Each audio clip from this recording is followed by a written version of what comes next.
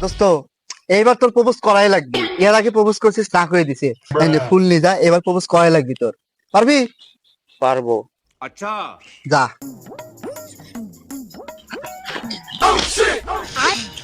আপু অনেকদিন ধরে না ভাবতেছে এটা কথা বলার, কিন্তু আমি বলার সাহস পেতেছি না। কি কথা বলে? আপনার না আমার খুব ভালো লাগে। I love you. ওই মারি আমার প্রপোজ অ্যাকসেপ্ট করে না গা, এই ছেড়ে অ্যাকসেপ্ট করবার ক। এই উঠুন উঠুন উঠুন।